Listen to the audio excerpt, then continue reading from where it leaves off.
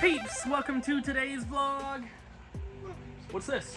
New game, just freshly delivered by FedEx on time for the first time. Slave Zero. We got Switch copies, just a few, and a couple PS5.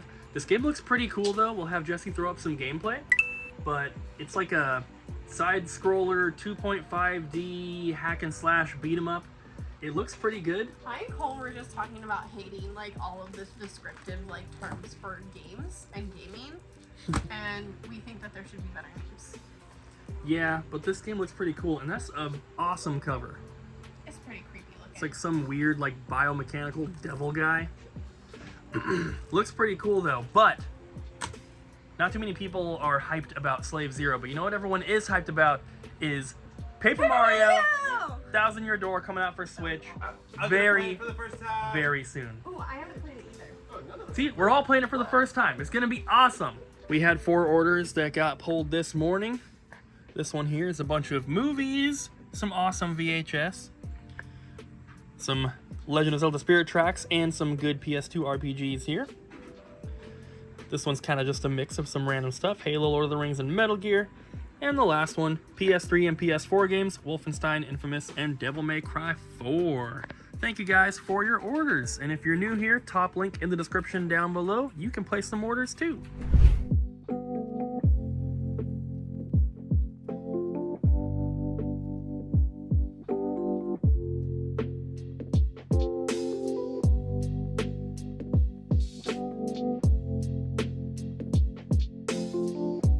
So we have our new way of like showing trades and stuff in YouTube, in our YouTube videos, but I did want to highlight this little collection that we got in yesterday because it is super cool. So it is this PlayStation collection here, PS1. I believe this came from another store owner, but it's a card store owner, and they tried to do a little bit of video game stuff for a while and then stopped. So they brought us these. A lot of them were disc only, but we had cases for them. So there's actually quite a bit more than this. I just have not printed artwork yet. But there's a pretty good little collection of PS1 games here. Trap Gunner, we definitely do not get very often. Lunar 2, Parasite Eve 1 and 2 are both in here. This is obviously our printed cover for Resident Evil 3, but nice little collection. Threads of Fate, Gex, Dino Crisis, good stuff in here. And these are the disc only ones here that do not have artwork yet.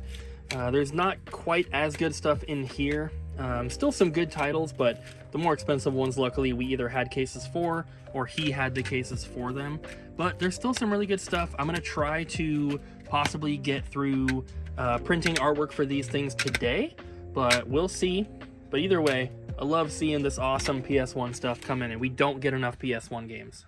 Hey, Colton. Hi. So we got, well, some good news. We're getting way more copies of Paper Mario than we expected because we have one of our distributors that is offering a way better price than normal. So I ordered 2 extra cases, and we were talking about that this morning, and you're like, oh, I saw this thing. Yeah, I like saw something that let me pull it up really quick. It's like, it's really good for places like us, I think. Walmart is like sending out emails to people who ordered the physical copy on their website to be delivered to their houses, and it says, we're sorry, your Nintendo pre-order is canceled.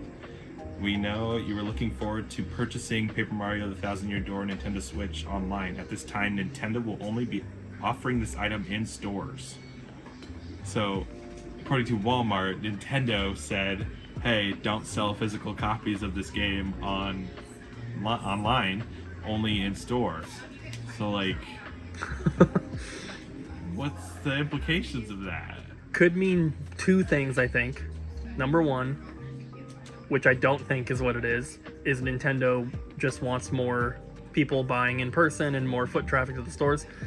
That's probably not what it is, but that's good for us, right? Yeah. But what it most likely is they don't want easy online purchasing of that game to compete with their digital sales of the game. Yeah, that's probably the biggest thing. Which is bad. That kind of tells me Nintendo wants more of a digital only kind of thing going on, and I thought they'd be the last ones to want to do that. So I think they will still be the last ones, but at least if we forget about that and we're just talking about Paper Mario, it's good for us. Yes, because we have lots of copies coming. Yes. We will have them. We have over 50 copies coming at this point. I don't know exactly how many because we pre-ordered the other ones earlier, but I just ordered 48 more, which is 2 full sealed cases of them. So we're gonna have plenty of Paper Mario. So pre-order them on the website if you want, or just wait till we get them. They'll be available. Worldwide shipping, of course. I'm excited. It's my first time playing it. Me too.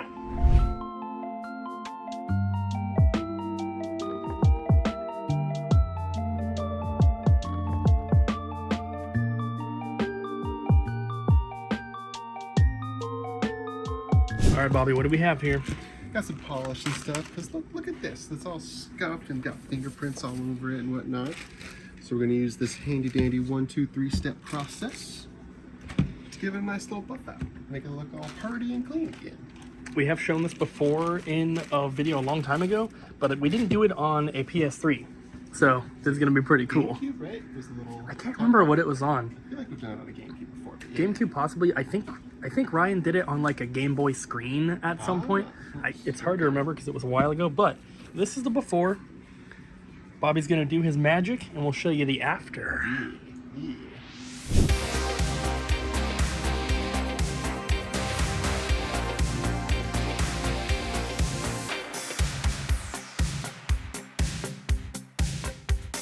So it looks a lot better. Obviously it's not perfect. Some of these scratches are pretty deep, but you can kind of tell that it looks a lot better. I can see myself in it now. Yeah. Thank you. Also just kind of wiping it down I think helps. Yeah. But yeah, we would need like some sort of polisher, like electric polisher or something to make it like really good. But I mean, this is better than it was, so Yeah. I call that a success. Yeah. Bobby, what are you doing? Making room for the big boy PS3 up there. Nice, the one that you cleaned. Yeah. Right there. Beautiful. So you have not played Thousand Year Door, No, but I always wanted to. but you played Super Paper Mario, which we have a staff pick for you in this video. Yeah. Did you play any other Paper Marios? I played a little bit of N64 one on like the Switch, but other than that, I haven't beat that one or anything like that. So mainly just Super Paper Mario. Nice. Hello. Today's staff pick, a little brain fart there, is a game that it was the first of the type of Paper Mario games that I played. Once again, I never had a GameCube growing up. I had a Wii, and so Super Paper Mario was the first one I played. And I loved it. My mom didn't really play a lot of games. Like, she was kind of like my dad, where they would play Zelda together, you know, like the college age level, but they never really like played games when I was born. Basically, they kind of stopped, but they would get me a PlayStation, all that kind of stuff, so I could kind of get involved with it. But the one that my mom would want to play with me is Super Paper Mario. I would go to school and come back and she'd be like, yeah, I found this super cool like little hidden area, or I was able to finally beat this spot, or look how far I progressed. She was always like really excited to show me when I got home off the bus. And so I think that's one of the reasons why it's my favorite of the series, because I have since played I think all but I'm pretty sure there's one for the 3DS. Never played that one if I remember correctly. But even after playing the other ones, I still have to say that Super Paper Mario is my favorite. It's like I said, it's the first I played of that series, so it makes sense why it's called Paper Mario, because you're doing 2D to 3D and whatnot. But my mind could not grasp the concept of there might be a door you can see when you're in the 3D mode, but you can't see it in the 2D mode. So I would get through all these levels and, you know, beat them. If you didn't have to do the 3D thing, I'd kind of just play through it. And then when I'd get home from school, Mom would be in a level and I'm like, where is that? What do you do? What is that? How'd you get there? What's going on?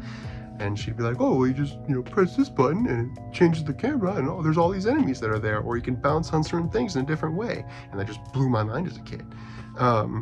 Yeah, no, I definitely recommend checking it out. It's not one that you're going to be able to play and beat through really quick, but it is one that will definitely give you a lot of playability and kind of keep you sucked in for a while. Bye.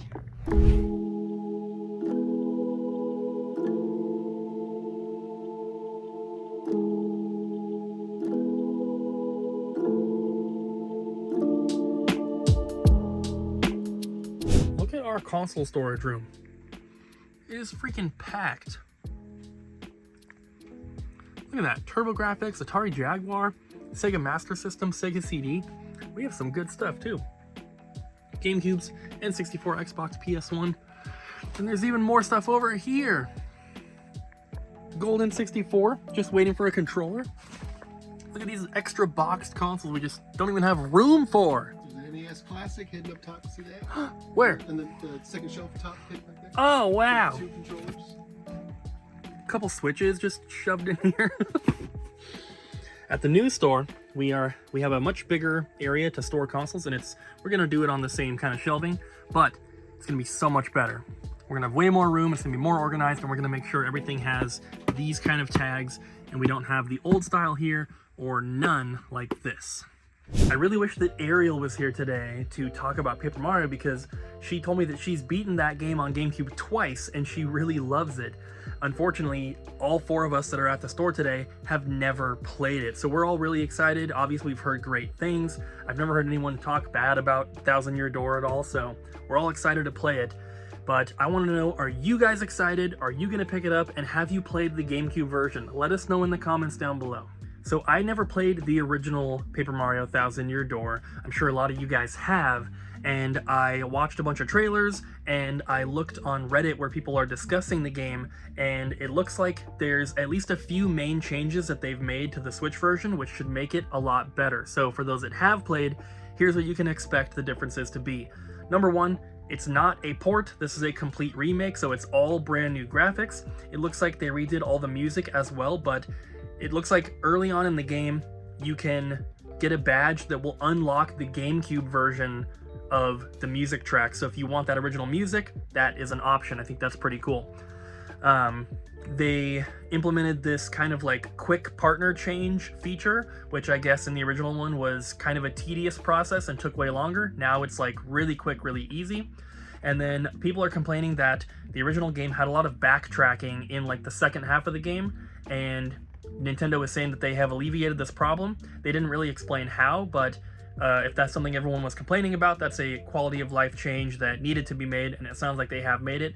Another thing that I think is just a rumor still, but might be kind of cool, hopefully they did do this, is that the battle music will be different based on your location and or who you're fighting against, like what type of enemies. I guess in the original version there was just like one battle theme. Sounds like now they have multiple different ones. So pretty cool. Hope you guys are excited for Paper Mario. I know that we all are, and it just looks like it's gonna be such a fun game. Bye everybody. Bye. Look at all this free stuff. You got a lot of stuff there.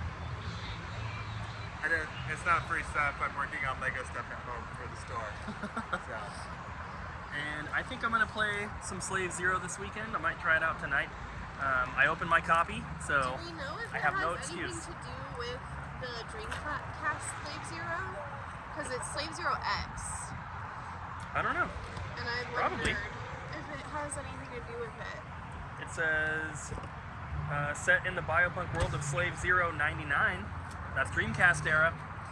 Well, that's it for today, guys. Thank you so much for watching. Don't forget to let us know in the comments if you are looking forward to Paper Mario. And also let us know if you pre-ordered it from us. And if you did, we appreciate you. Thank you so much. And we'll see you guys next time.